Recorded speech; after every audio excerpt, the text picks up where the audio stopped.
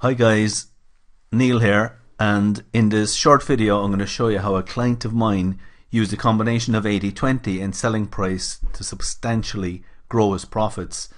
It's part of Neil's toolbox, and I've got 7 steps in terms of setting your pricing properly, and in this video I'm just going to cover the first 2. So 80/20 client profit comparison and having a standard pricing formula with a target profit built into it. Now this engineering client, I've got a sample of projects here, so I did an 80/20 analysis for them, and what I realized is that their profit margins were all over the place. There was no consistency. So you'll see there's 3 projects here with sales of 76, 74, 74,000, and yet the profit, one is very profitable, 36,000, the next one is 13, and the third one makes a loss. So widely varying profit margins, even though the sales are quite similar. Second batch down here, quite similar, sales of 34,000, 33, and you'll see the profit 14 minus. So no consistency around the margins.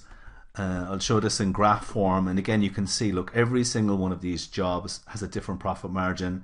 Here's the break-even point. So these ones here on the left are profitable, all these ones below the line are losing money. So when I look at this, I'm saying to the owner, I reckon there's 2 main causes of this. 1, you don't have a consistent method of pricing your jobs, and 2, maybe again how the jobs are managed, so maybe there's internal inefficiencies. So let's start off with and look at how you priced your jobs.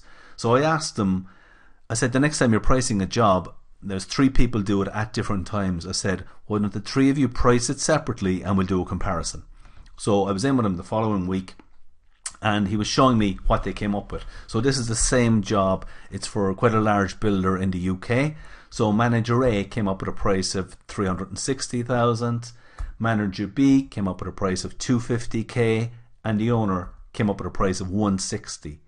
And you know, I'm looking at these figures going, this is insane to have such a huge variation.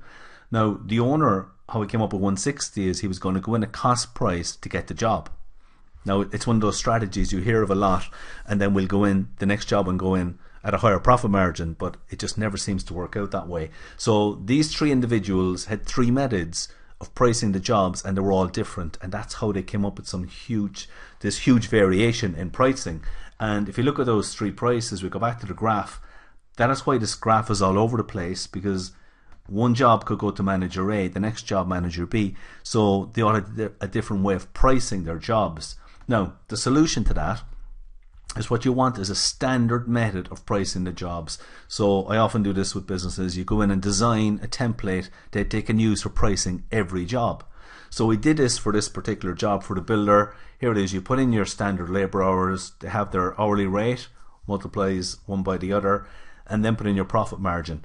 Now in this case it came up with a price of 296, and that's what went into this builder. Now the owner emailed me last Wednesday, to say that they'd actually got the job at 297,000. Now if you look at the price he was going to go in at, he was quite happy to go in at 160. So going in at 296 gave him an extra profit of 136,000. That's pure profit.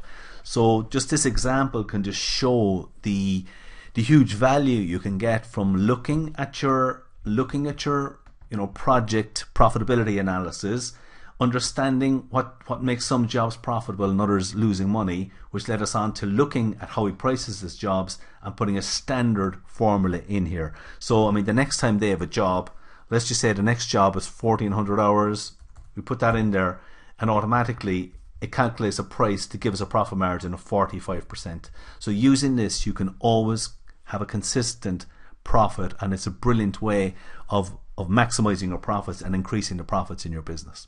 Okay, I would think in particular Meredith, Paul, Adrian and Rob is particularly relevant for you guys, maybe not as much so for the others. Okay.